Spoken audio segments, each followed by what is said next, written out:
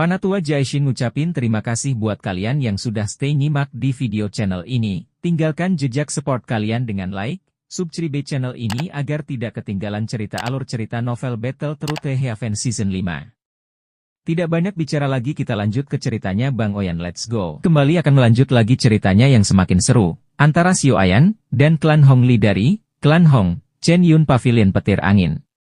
Chapter bab 968, Pembunuhan yang Menentukan. Bang! Bang! Bang! Suara keras yang menggetarkan jiwa mengecam panggung. Bersamaan dengan itu, gelombang api hijau giok yang sangat besar membawa momentum besar saat itu dengan liar melonjak keluar dari titik di mana ia meledak dengan cara seperti banjir sambil memancarkan dentuman keras. Pada saat ini, seluruh Skystone Stage mulai sangat gemetar. Banyak retakan tebal tangan menyebar tanpa henti dari titik-titik di mana gelombang api mencapai. Kecepatan di mana gelombang api menyebar sangat cepat. Dalam beberapa napas, itu tertangkap dengan para ahli dari klan Hong yang baru saja mengepung Xiao Yan sebelumnya. Gelombang api bergejolak dan menelan mereka semua seperti binatang buas raksasa. Suara gemeretak darah dipancarkan dari dalam gelombang api. Segera, lebih dari selusin tokoh tampaknya telah mengalami pukulan berat saat mereka terbang mundur.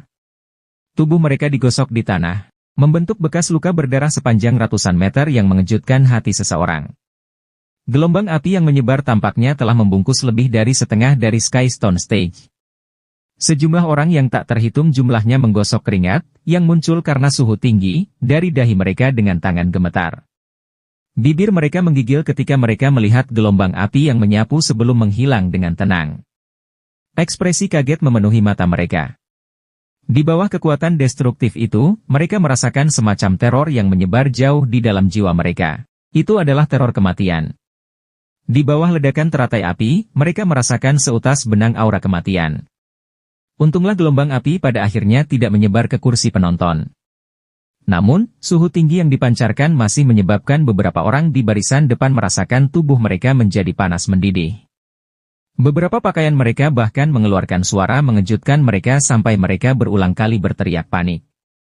Gelombang api yang menyebar terus selama hampir 1 menit sebelum berhenti lambat.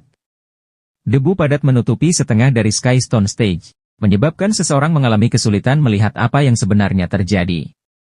Angin sepoi-sepoi bertiup tiba-tiba sementara debu meresap ke tempat itu.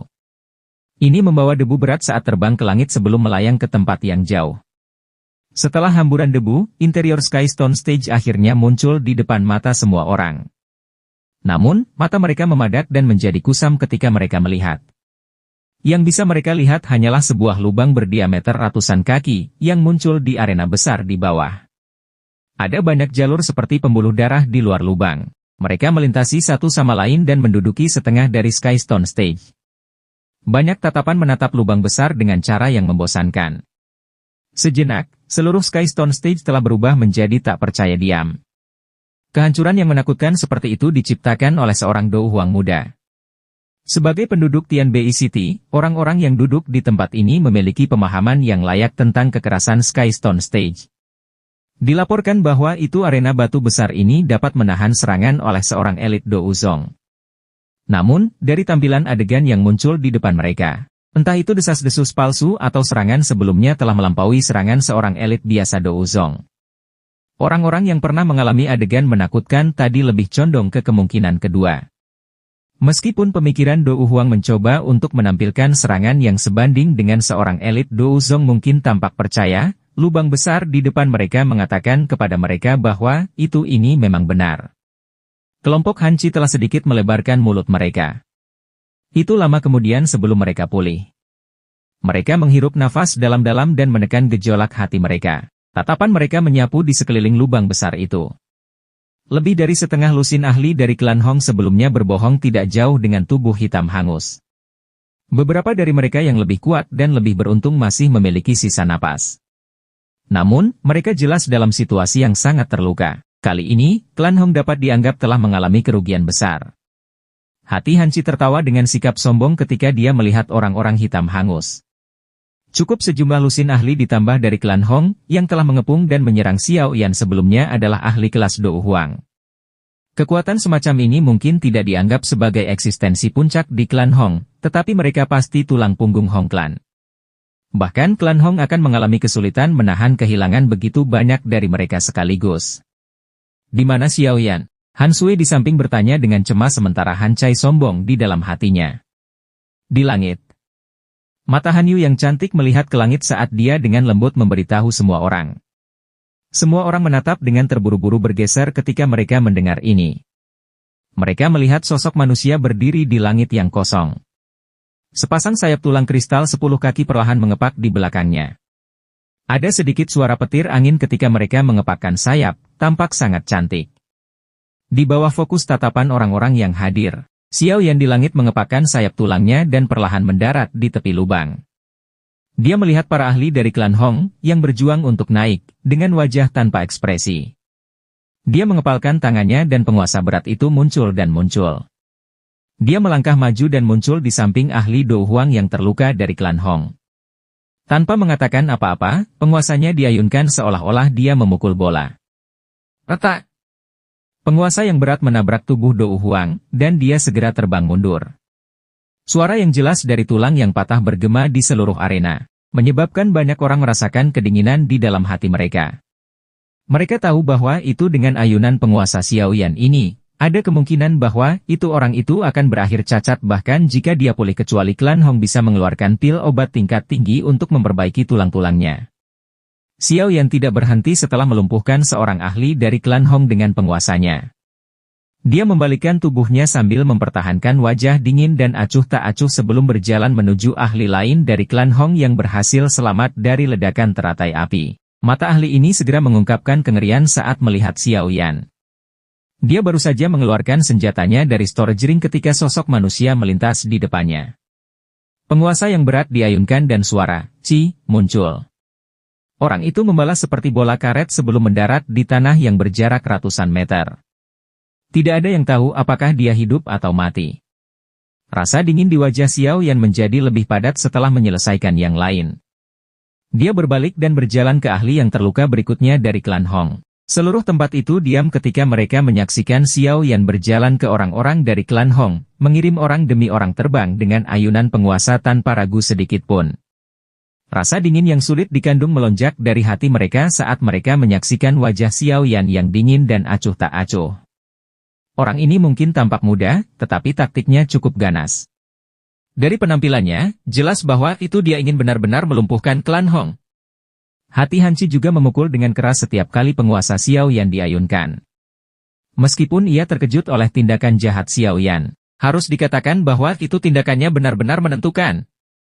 Setelah masalah hari ini, Xiao Yan sudah tahu bahwa itu klan Hong dan dia pasti akan berada dalam situasi di mana tidak akan beristirahat sampai yang lain mati. Karena ini adalah kasusnya, dia tentu tidak meninggalkan klan Hong dengan kekuatan apapun untuk membalas dendam padanya. Xiao Yan tidak akan memperlambat belas kasihan sedikit pun terhadap musuh-musuhnya. Hanya dengan benar-benar memukul klan Han pada intinya dia akan dapat memotong kebutuhan untuk khawatir tentang mereka di masa depan. Tidak ada yang bisa disalahkan untuk masalah ini. Jika seseorang benar-benar ingin menemukan seseorang untuk disalahkan, maka klan Hong harus disalahkan karena memiliki niat membunuh terhadapnya. Bang!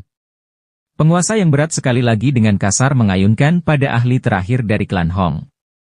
Xiao Yan tidak peduli apakah orang ini sudah mati atau hidup. Dia perlahan memutar kepalanya dan tatapannya mendarat di sosok manusia jarak yang cukup dekat, yang berjuang untuk berdiri. Orang itu adalah Hong Li. Pada saat ini, pakaian Hong Li compang-camping.